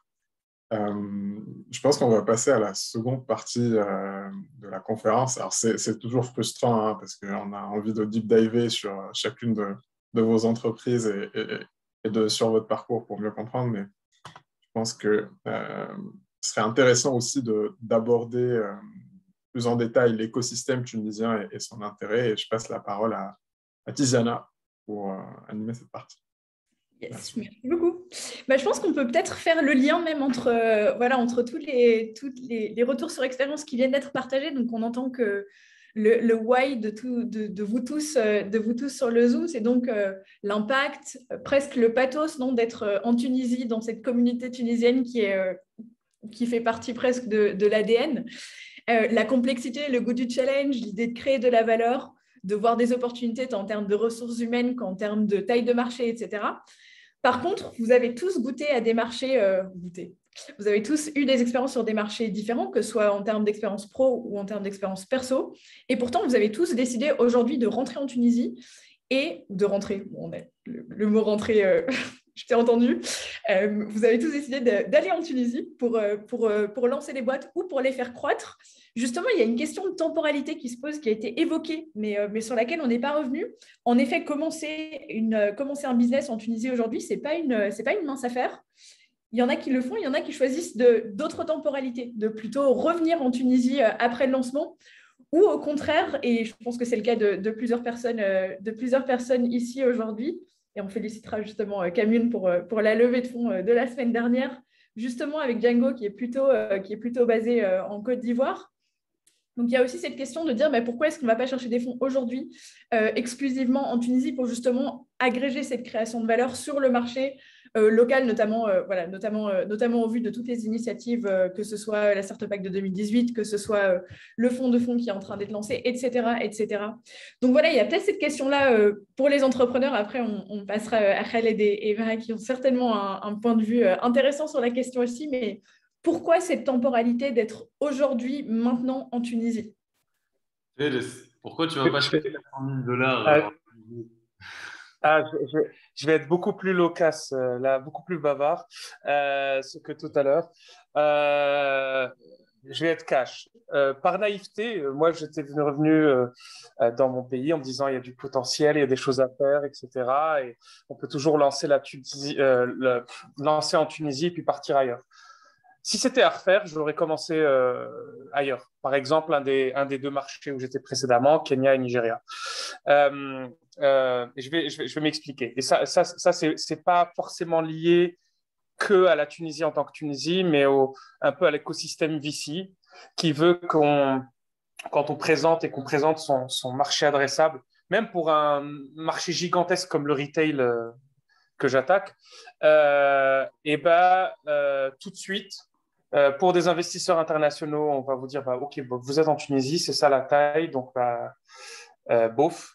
Et puis pour les investisseurs locaux, malheureusement, c'est peut-être en train de changer maintenant, mais en gros, c'est quand même beaucoup de... C'est quand même pas... c'est très dilutif. C'est très dilutif pour pas grand-chose et c'est pas plus facile de faire les choses en Tunisie, au contraire. Je pense vraiment, moi pour ma part, c'était par naïveté. Si c'était à refaire, j'aurais pour quelque chose qui est très opérationnel sur un pays comme ça, j'aurais probablement lancé dans un marché plus gros, plus mature dans l'écosystème startup. Si je devais lancer quelque chose qui était plus en SaaS, par exemple, où je pouvais avoir la Tunisie comme centre de coût. Là, c'est beaucoup plus intéressant. Là, il y a quelque chose à faire. Il y a des coûts, moindres. Il y a quand même un accès relatif à certains talents. Et là, ça peut être intéressant. Mais honnêtement, malheureusement, on reste vite bloqué, ou alors on est condamné à faire plein de levées successives proches. On passe sa vie à lever. Et quand on passe, pour tous ceux qui ont essayé de l'exercice, c'est long, c'est compliqué. Deuxième chose, surtout quand on fait l'erreur au début, comme nous, au début de s'incorporer en Tunisie, on a dû rectifier ça. C'est encore plus long. Et enfin, donc il y a quand même des raisons inhérentes à la Tunisie qui font que c'est quand même difficile. La réglementation, les contraintes administratives restent encore un gros obstacle. Au tout début, le temps de comprendre, le temps de maîtriser, pour quelqu'un qui est justement qui n'a pas passé beaucoup de temps ici à y travailler, à avoir son réseau, c'est très difficile de très vite trouver le bon expert comptable, le bon avocat, le bon setup, les bons contacts à gauche, à droite. Et globalement, les choses ne fonctionnent pas ici. Il faut avoir le bon contact. Les choses ne fonctionnent pas. Et donc, en tant qu'entrepreneur, on passe beaucoup de temps sur des choses annexes que sur son business pendant un moment. Et donc voilà, c'est pas pour décourager tout le monde. Je pense qu'au contraire, là, ce qui est bien, c'est qu'on commence à avoir beaucoup de cohortes. On commence à savoir faire des choses. Il y a de plus en plus il y a du partage d'informations entre les différents entrepreneurs. Le Startup Act a été une bouffée d'air frais qui au moins a démultiplié les initiatives. Et je pense que les prochaines années vont potentiellement être intéressantes. Mais gros message au pouvoir public, faut entrer dans le 21e siècle. Hein. Ça fait 21 ans, ça fait pas 3 ans, ça fait 21 ans. Il faut qu'on y rentre. Il faut vraiment changer les choses. Sinon, il y a pas d'avenir économique en Tunisie. Voilà. Merci beaucoup. Et je pense que ce qu'on peut noter, c'est en effet qu'il y a encore des lacunes. Alors, tu citais le volet plutôt juridique et administratif. Après, et merci d'avoir terminé sur une note plutôt positive. C'est toujours agréable et rafraîchissant. Je pense qu'ici, ce serait intéressant d'entendre aussi le point de vue de Maha, qui a une visibilité justement sur l'écosystème de manière peut-être un peu plus globale. Quelles seraient les recommandations que tu donnerais à une boîte qui cherche à être aujourd'hui à s'incorporer en Tunisie ou qui cherche à s'incorporer pour avoir une activité en Tunisie, comme tu rencontres plus ou moins tous les matins, à mon avis? Merci beaucoup, Tiziana, pour la question. Peut-être, moi, je vais donner avant ça une petite overview de par notre expérience jusqu'à, je dirais, mars 2020, donc jusqu'à le fameux premier confinement et le début de la pandémie. On faisait toutes nos activités physiques, ce qui faisait que même les startups et les entrepreneurs dans lesquels on investissait devaient être présents en Tunisie, devaient être présents dans nos locaux parce que toutes nos activités étaient physiques. Et depuis mars 2020, on a dû un petit peu réinventer notre manière d'accompagner les entrepreneurs. Et depuis, j'ai vu personnellement, et on a pu investir dans des entrepreneurs tunisiens basés en Europe parce que l'accompagnement pouvait se faire en ligne. La gestion de l'équipe a commencé à se démocratiser de par une gestion 100% en ligne. Donc oui, il est possible je dirais, de par plusieurs, je dirais exemple, j'ai accompagné des entrepreneurs basés aux Pays-Bas, en France, en Chypre, au Bahreïn, qui ont développé des projets pour la Tunisie et qui opèrent en Tunisie. peut-être la réflexion ou l'observation que j'ai faite également, quand on est basé en dehors de la Tunisie, le type de business ou l'idée qu'on a en tête est plus inspirée de l'Europe, de comment des manières de digitaliser certains process. Beaucoup de fintech, je dirais, viennent d'entrepreneurs basés en Europe, plus que d'entrepreneurs en Tunisie. Donc, je dirais même la manière de réfléchir ou la manière de créer un projet n'est pas la même entre un entrepreneur qui est basé en Tunisie et un entrepreneur en dehors de la Tunisie, mais c'est possible de le faire. En termes, je dirais, plus opérationnels et relatifs à ta question, Tiziana, les outils digitaux de gestion d'équipe sont démocratisés maintenant et il y a beaucoup, je dirais, d'entreprises, même en Tunisie, qui sont devenues remote. Donc, c'est possible d'être un entrepreneur basé en dehors de la Tunisie et d'avoir une équipe 100% en Tunisie en ligne. Après, il y a la seule chose où il faudra avoir, je dirais, une personne de confiance. C'est quelqu'un qui va gérer pour vous la paperasse et l'administration publique, parce que même avec une pandémie et 18 mois plus tard, c'est la seule chose qu'on n'a pas pu un petit peu améliorer, mais c'est tout à fait faisable. Mais je dirais que l'approche n'est pas la même, elle est toute intéressante. Et hier, on avait un comité de sélection et c'était très facile, même pour les membres de jury, de visualiser quels étaient les entrepreneurs qui étaient basés en Tunisie et ceux qui ne l'étaient pas, selon, je dirais, le projet qu'ils présentaient en fait. Donc, est-ce que ça répond un peu à la question, Tiziana, j'espère, mais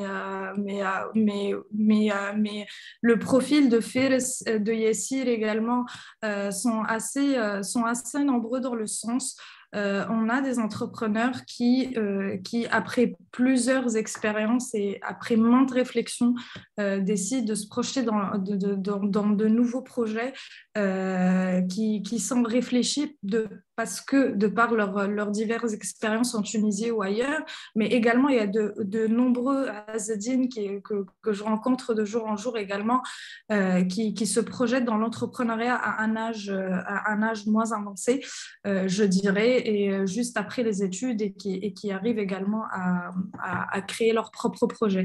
Je dirais que de par mon expérience, c'est assez mixte. Le Startup Act pourra nous aider un peu plus avec le nouveau rapport par rapport à la démographie, mais je dirais que les deux profils sont là. On a de plus en plus d'étudiants entrepreneurs, on a de plus en plus de profils seniors après une quinzaine d'années dans l'entrepreneuriat ou dans le monde corporate qui se projettent dans l'entrepreneuriat, et également de plus en plus d'entrepreneurs basés en dehors de la Tunisie qui créent des projets en Tunisie.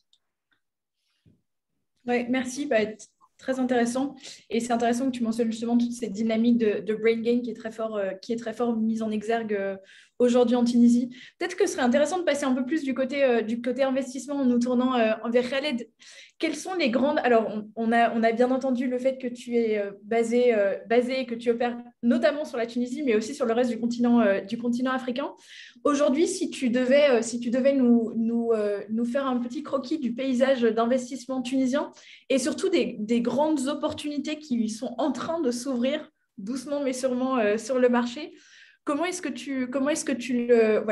tu dessinerais ce petit croquis et donnerais des recommandations à ces deux types d'entrepreneurs qu'on a face à nous? Alors, le paysage d'investissement en Tunisie, il est assez simple, hein. Il n'y a pas beaucoup d'acteurs actuellement. Et en fait, depuis le passage du Startup Act, on a travaillé avec un certain nombre de personnes sur la création d'un écosystème du financement des startups, parce qu'il manque. Au même titre qu'on a créé des banques de développement il y a une quarantaine d'années pour créer le tissu de PME qui est assez riche ou assez dense en Tunisie. Il manque aujourd'hui des fonds d'investissement, des fonds VC, des équipes qui se spécialisent localement et sur la région dans l'investissement dans les startups. Et pour faire ça, en fait, il faut créer un étage au-dessus déjà. Donc c'est ce qu'on est en train de faire actuellement, c'est la création d'un fonds de fonds dont le rôle sera d'investir dans de nouvelles équipes de capital risque, donc qui lèveront leur fonds, ou bien dans des projets d'incubation ou d'accélération. Donc, le fonds aujourd'hui fait, je crois, 75 millions d'euros.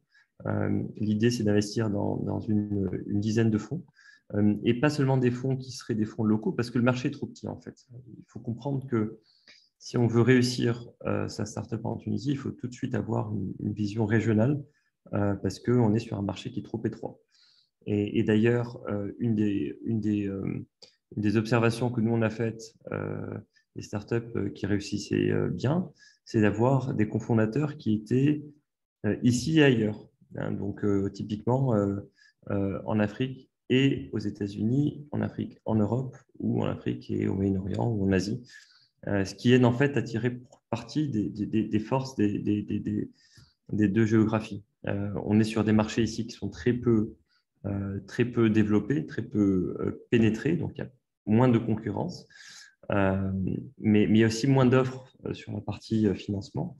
Et donc les startups qui font une croissance rapide actuellement sont celles qui arrivent à lever, non pas seulement localement, mais aussi à lever à l'international, hein, auprès de fonds européens, de fonds américains, de fonds asiatiques.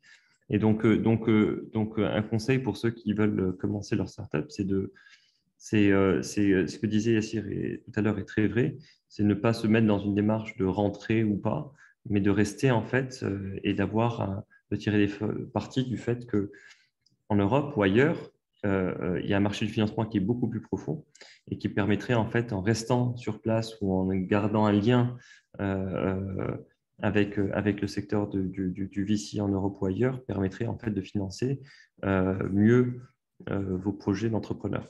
Voilà. Merci. Et peut-être pour rester justement sur cette idée d'attractivité de l'investisseur international ou non tunisien vers la Tunisie, comment est-ce que le fonds de fonds qui est dans la marmite en train de doucement se construire a vocation à aussi dérisquer ses investissements, parce que le cadre financier tunisien reste très, très traditionnel dans sa manière d'opérer jusqu'au jour d'aujourd'hui? Écoute, il ne faut pas qu'ils dérisquent, au contraire, il faut qu'ils poussent les fonds VC, ce qu'on appelle les child funds, à prendre plus de risques. Il y a différents, alors je ne vais pas rentrer dans le détail de ce qui devrait être fait, mais en gros, il y a différents éléments aujourd'hui qui bloquent, qui sont la plupart liés à des éléments réglementaires au niveau de la Banque centrale, au niveau de la réglementation de change, numéro 1. 2, au niveau aussi des instruments financiers qui peuvent être utilisés aujourd'hui pour financer les startups. C'est pas complètement bloquant, au sens où la plupart des startups dans lesquelles nous on regarde actuellement ont eu la bonne idée de créer en fait une structure mère en dehors de la Tunisie. Donc en fait, quand on s'expose lors d'un investissement, on s'expose finalement sur une juridiction où on peut structurer nos investissements de manière à ce qu'on peut contrôler notre risque. Ça ne veut pas dire qu'on ne peut pas investir directement en Tunisie, mais effectivement, il faudrait qu'un certain nombre de choses évoluent pour pouvoir attirer des investisseurs internationaux qui ne comprennent pas forcément comment structurer, comment adosser leurs risques en utilisant des catégories d'actions particulières qui n'est pas autorisées justement par la loi tunisienne. Et c'est là où il devrait y avoir des évolutions justement. Sinon, pour le fonds de fonds, l'idée, c'est de ne pas investir que dans des fonds locaux, mais aussi dans des fonds régionaux. Hein, donc, qui peuvent investir aussi dans des startups qui seraient régionales et non pas que tunisiennes. Voilà. Merci. Je vois que Fares est en train de lever la main, donc je te laisse jump in. Ouais, non, je rejoins juste sur ça. Donc, sur les instruments, c'est quand même quelque chose de très problématique. Donc, moi, ayant investi de mon côté avant sur une start-up kenyane incorporée à l'île Maurice, ça aurait dû me mettre la puce à l'oreille, qu'il ne faut pas incorporer dans le pays. Donc, à l'époque, je me souviens, j'étais ravi de voir des convertible notes. J'ai compris le mécanisme, je trouvais ça logique, compréhensible. J'ai découvert après les safe notes. Et je me suis dit, on va faire ça en Tunisie. A commencé tout un cauchemar, parce qu'évidemment, après, à faire un certain nombre de choses, j'ai changé. C'est juste pour être un peu plus concret. Hein. Donc, on a dû changer de SARL à SA, c'était un cauchemar. Après, finalement, on a essayé de faire des convertible notes, ça ne marche pas, parce qu'il faut avoir 2 exercices pleins. Donc, alors qu'en fait, Donc finalement, ce qui est contraire à une start-up. Et on a essayé de faire autre chose après. On a dû avoir un investisseur américain qui devait aller en plein Covid de Caroline du Nord à Washington, D.C. ou à New York, au consulat, pour légaliser une signature. Évidemment, ils ne l'ont pas fait. Ils ont abandonné l'investissement jusqu'à ce qu'on réincorpore en France, qu'on perde 8 ou 9 employés entre-temps, qu'on se retrouve dans une situation catastrophique, non pas parce qu'on n'avait pas quelque chose, mais parce qu'on ne pouvait pas le concrétiser. Parce que la seule alternative était quelque chose qui requérait ça, en tout cas à notre connaissance, et peu importe qu'il existe de meilleures solutions, il y en a peut-être. Elles sont pas, il n'y a rien de transparent, il n'y a rien de clair, et il a fallu changer 2 fois d'avocat, et même la réincorporation, on a dû faire ça. Je suis beaucoup plus expert en legal maintenant qu'en retail. Je commence à peine à pouvoir vraiment toucher le marché, réfléchir growth et à m'amuser. C'est ça qui est très frustrant et ça doit absolument changer. Ça doit absolument changer. C'est pas possible. On peut pas. Enfin, moi, je ne montrerai plus de boîtes ici si c'est avec cet écosystème-là. C'est pas possible. Je vois que ça suscite beaucoup de réactions aussi. Maha et Yassir, je vous laisse, je ne sais pas lequel veut rebondir. Honneur aux dames, visiblement. J'accompagne Feres actuellement, donc je connais très très bien son point de vue, mais peut-être moi de bon côté, du côté d'un fonds d'investissement institutionnel, un petit peu également essayer de highlighter quelques je dirais, adjustments qu'on a dû faire depuis notre création. Donc, nous, 5 ans en arrière, quand on s'est établi en Tunisie, la première chose, c'était de s'entourer d'investisseurs institutionnels ici. Et la première condition, c'était qu'on investisse dans des SA. Je comprends parfaitement le challenge de faire, c'est vrai, ouvrir ou transformer une SARL en SA, c'est un cauchemar. Et ce qui a fait que, et je dirais ça ralentissait l'investissement des startups, etc. Donc, on a dû, par exemple, revenir vers nos investisseurs pour pouvoir investir dans des SARL. C'est des petits détails, mais qui améliorent, je dirais, ne changent pas la vie des entrepreneurs, mais on essaie d'améliorer améliorer la vie des entrepreneurs comme on peut. La deuxième chose est relative un petit peu à l'attraction des investisseurs régionaux, comme l'a dit Khaled. Il faut juste avoir la patience de les éduquer dans le sens où les investisseurs régionaux ou internationaux attendent le premier. Pour investir dans une boîte tunisienne, c'est possible. Nous, par exemple, les premières cohortes dans lesquelles on a investi, les 16 premières startups dans lesquelles on a investi, la plupart à l'époque avaient pu sécuriser de l'investissement d'investisseurs régionaux. Il fallait juste en attirer lui présenter un beau projet et par la suite, il y a une relation de trust qui fait que dès qu'on investit dans une start-up ou qu'on recommande une start-up, ils sont prêts à considérer investir dans ces start-up-là. C'est possible d'investir dans des startups tunisiennes, c'est possible d'attirer des investisseurs régionaux, internationaux. Ça prend beaucoup plus de temps, certes, mais il faut juste avoir la patience. Je sais que les entrepreneurs, avec la gestion de la startup d'un côté, les relations ou le travail sur la levée de fonds fait qu'on est toujours dans le rush. Mais c'est possible et on essaie de s'entourer au maximum d'investisseurs, de les rapprocher au maximum aux entrepreneurs pour faire en sorte que ça se démocratise de plus en plus. Yassir, vas-y.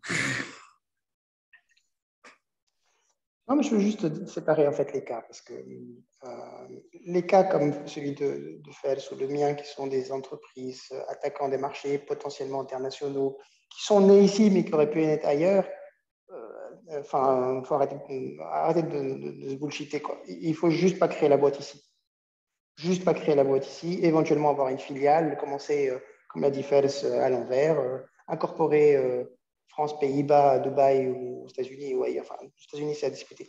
En tout cas, commencer ailleurs, créer une filiale ici et puis se lancer. Il y a beaucoup de problématiques qui sont liées à la réincorporation. Vous savez, pour ceux qui ne savent pas, je vous l'apprends, un citoyen tunisien ou une entité tunisienne ne peut pas avoir une part, ne serait-ce qu'une part, même gratuite, dans une société étrangère sans l'accord de la Banque centrale. Donc, si vous acceptez des investisseurs tunisiens, Vous voulez réincorporer derrière, bonjour, hein, bonjour la galère. Donc, pour les cas qui sont comme nous, qui sont des objectifs d'avoir des entreprises éventuellement placées dans plusieurs pays et qui sont nées en Tunisie, ne le faites surtout pas de démarrer ici. Par contre, il n'y a pas que des entreprises comme ça. Il y a des entreprises qui sont très bien avec un potentiel local et il y a déjà je sais pas moi, des médias par exemple, ou des choses qui peuvent, je sais pas, je les connais pas. Moi, je suis dans mon métier. Si on n'est pas dans un cas comme le nôtre, ça peut être très bien d'investir en Tunisie et de développer un bon business. Il y a aussi le cas de l'export. Ce matin, je discutais avec une entreprise qui fait de l'artisanat, mais de super belle qualité, qui veut exporter depuis la Tunisie. Là, la loi lui donne, même si c'est compliqué, de créer une filiale à l'étranger. Donc, elle va exporter. C'est possible. Ça ne sert à rien, éventuellement, de faire une holding dans l'autre sens. Donc, il y a des cas où ça peut être intéressant quand même. Donc, il ne faut pas simplifier le sujet.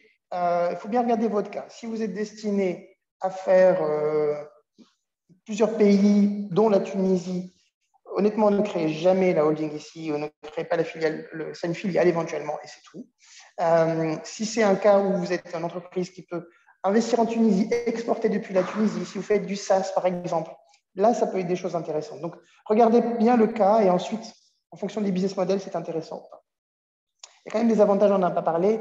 La fiscalité en Tunisie, en tout cas sur les bénéfices, est intéressante. Enfin, il y a des choses sur lesquelles il faut bien étudier. Dans certains cas, c'est intéressant.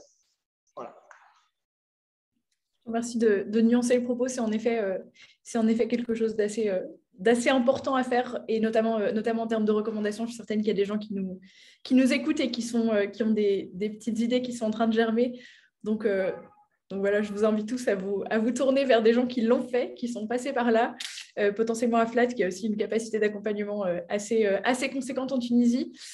Je vois qu'il est déjà 27 et qu'on avait dit qu'on s'arrêterait à 30.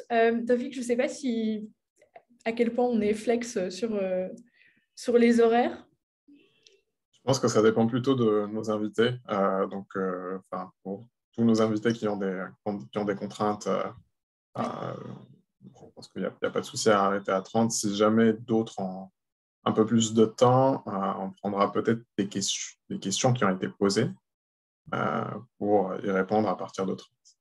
Mais voilà, je te laisse peut-être continuer sur les quelques minutes qui restent sur peut-être finir sur une note positive. Yassir disait peut-être certains cas dans lesquels investir en Tunisie serait différenciant, ou en tout cas serait vraiment une opportunité. En tout cas, entreprendre en Tunisie serait une vraie opportunité versus d'autres marchés. Moi, je suis assez curieux de savoir. Je sais pas, sinon, je laisse gérer, mais voilà, s'il y a d'autres comments, voilà. Là, let's go, ça me va bien. Je sais, on laisse probablement les entrepreneurs se positionner sur la question. Honnêtement, il y a quand même pas mal de petites. C'est un pays quand même à bas coût. C'est facile de tester, d'expérimenter des choses rapidement. C'est beaucoup moins coûteux que si on compare aux autres. Peut-être pas à l'Égypte, qui est un peu particulière, mais par exemple au Nigeria, c'est quand même très coûteux de commencer, d'expérimenter. Tout est cher, tout est cher. Les locaux pour lancer, c'est vraiment difficile.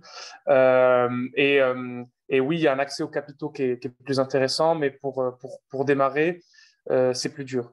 Il y a, pour être en gros, je pense, dans tout ce qui se rapproche de près ou de loin au e-commerce, pour avoir quand même bossé chez Jumia et sur l'ensemble du pays, l'ensemble du continent, il y a quand même c'est un peu plus facile de faire des choses ici. Le problème, c'est vraiment la taille du marché. Et le souci dans le monde VC dans lequel on vit, c'est que systématiquement, on va vous juger par rapport au marché initial où vous êtes. C'est tout.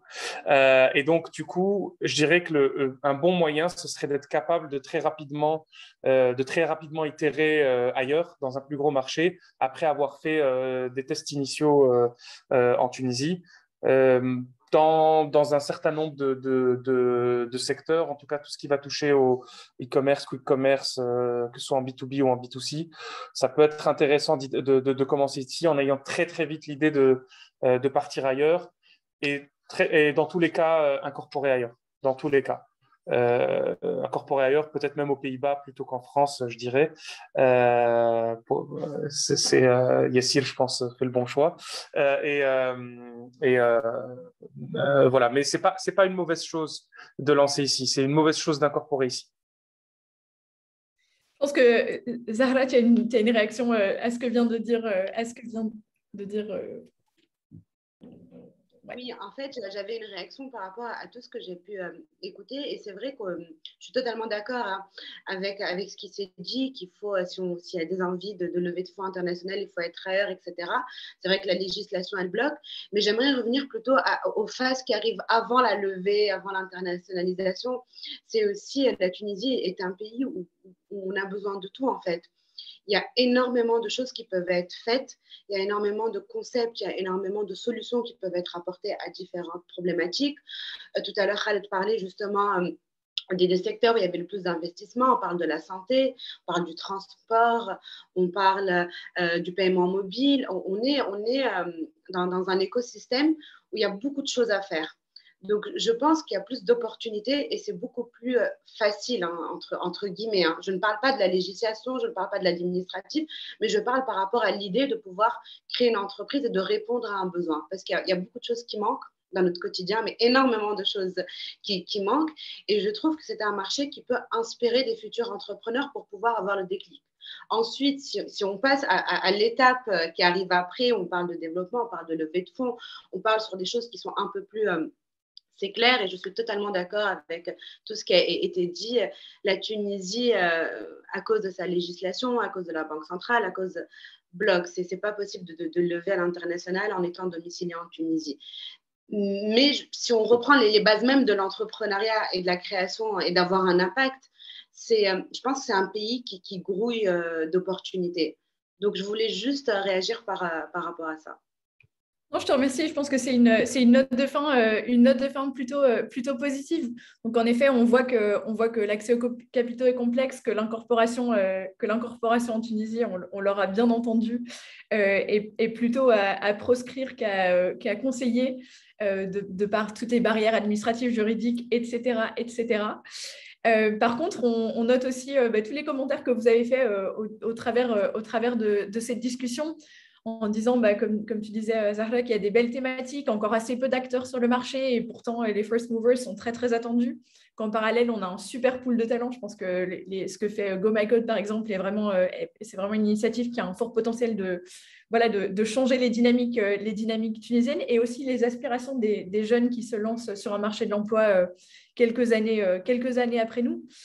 On notera aussi ce que disait Fares sur l'expérimentation peu coûteuse, sur l'idée de se dire on peut facilement itérer, réitérer et pivoter s'il le faut quand on a un petit Covid qui nous tombe sur la tête. Et puis au-delà de ça, je pense que c'est quand même très très important de souligner le rôle des mains accélérateurs, incubateurs, etc. qu'on voit, et notamment évidemment les efforts de Flat qui est aussi un peu un first mover en termes de croissance de l'écosystème et d'activation de l'écosystème en Tunisie. Et puis voilà, pour terminer aussi sur une note quant à l'investissement, certes, on n'a pas encore énormément d'acteurs qui sont actifs sur le marché tunisien depuis la Tunisie. Par contre, on voit qu'il y a en effet des initiatives qui sont en train d'être structurées et qui sont en train de croître et d'attirer l'attention de pas mal d'investisseurs, que ce soit localement évidemment, mais aussi internationalement.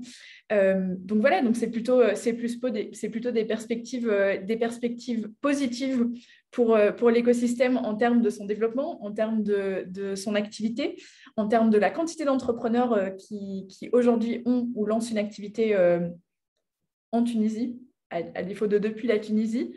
Et voilà, on soulignera donc le message qui, je pense, est adressé par vous tous à la majorité des acteurs du secteur plutôt public, de se pencher un peu sur les questions juridiques et administratives pour simplifier certaines des démarches. Ça ne prendra pas un claque de doigts, ce sera probablement une cascade de dominos qui devra tomber pour que les régulations soient mises en œuvre. Mais en tout cas, c'est bon à savoir que c'est déjà sur le radar de pas mal d'acteurs et que vous tous, vous avez une voix qui est entendue et écoutée et que vous parlez tous d'une voix unie, ça ne se dit pas, mais à l'unisson.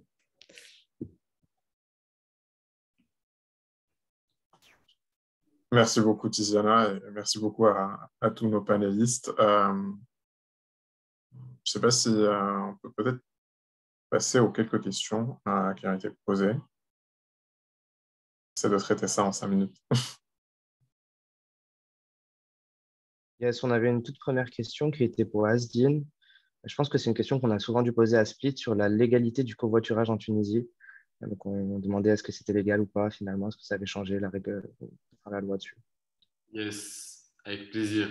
Alors, la légalité du covoiturage ou non, dans la loi, le mot covoiturage n'existe pas. Je pense que même ici, elle doit le savoir parce que avant ça, Lam avait aussi bossé sur le volet du covoiturage. Donc, le covoiturage, en fait, n'existe pas dans la loi. En fait, le tout, c'est de se prémunir un maximum par rapport à la loi. Justement, on est dans une zone grise, c'est-à-dire que on ne dit pas que le covoiturage est illégal, mais faut pas non plus que ça devienne, je sais pas comment expliquer. Mais en même temps, Uber, c'est pas légal. Ça veut dire qu'on n'a pas le droit aujourd'hui de prendre une voiture et d'utiliser cette voiture-là pour gagner des sous tous les jours et d'emmener justement des personnes comme Uber.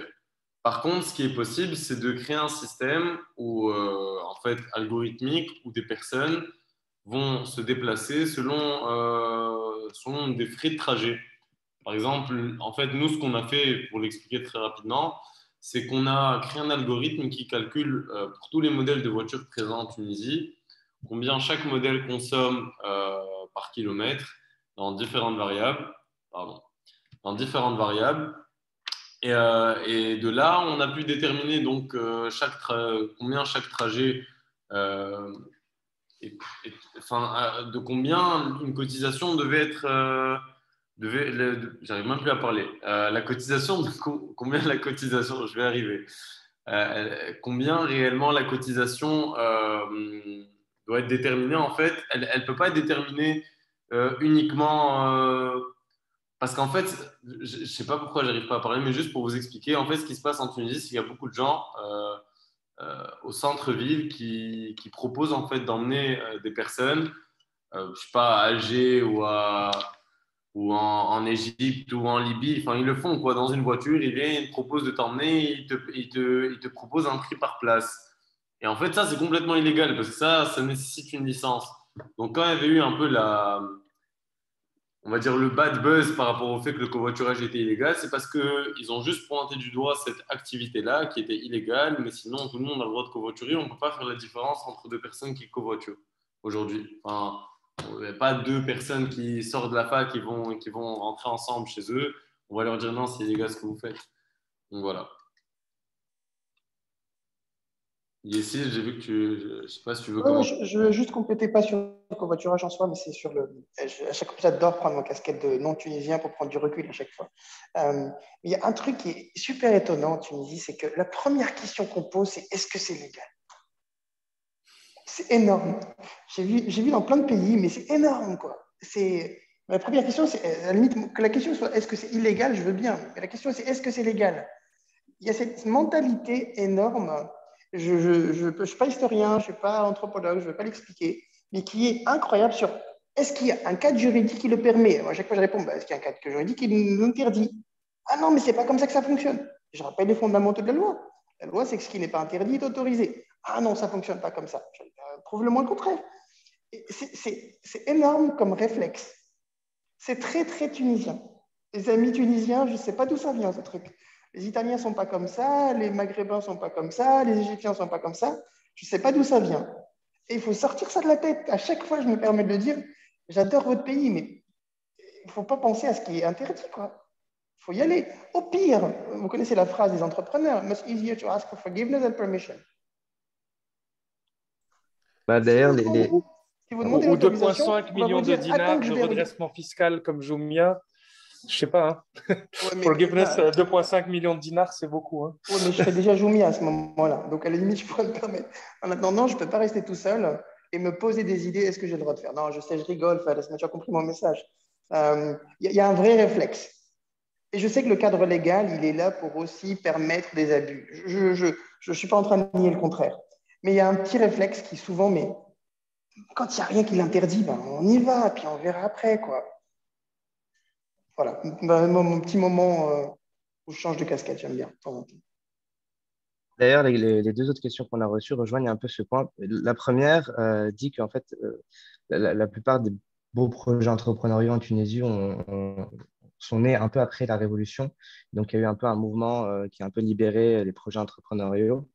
Et du coup, et ça rejoint aussi la deuxième question, est-ce que le cadre politique actuel, l'actualité peut avoir un effet, un impact inverse sur à la fois la création de business et à la fois la continuité de vos business respectifs? Et je vois que Félix, tu avais commencé à répondre. Oui, oui. Nous, honnêtement, hein, pour être très concret, au début, ça avait juste retardé.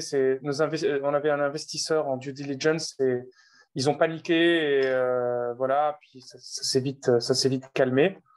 Ça nous a juste retardé de 3-4 semaines, je crois. Et puis, à part ça, il y a des pénuries plus inhabituelles, parce qu'il y a toujours des pénuries en Tunisie. Et nous, c'est important, le sourcing, etc. Mais c'est pas non plus, honnêtement, sans plus. Sans plus. Après, il y a toujours la petite inquiétude où on se dit où est-ce que ça va partir. Il y avait un petit espoir au début, et puis plus d'inquiétude maintenant, et de se dire dans vers quel scénario on évolue, et est-ce qu'on arrive à se projeter, et est-ce que cette inquiétude va aussi se cascader sur les niveaux en dessous, sur nos fournisseurs, sur nos clients, etc. Et c'est vrai que là, sur ça, il y a une question. On ne voit pas trop sur les chiffres, honnêtement. On continue à croître avec la saisonnalité qu'il y a habituellement, avec quelques petites pénuries en plus et quelques événements à gauche, à droite. Mais pour l'instant, ça s'arrête là, en tout cas pour nous. Ok, merci beaucoup. Je pense qu'on a fait le tour des questions sur les deux plateformes, à la fois sur Zoom et sur Facebook. Top. Merci beaucoup, Céline. Peut-être qu'en dernier mot, un grand merci à tous vos retours d'expérience et à vos éclairages. C'était très instructif.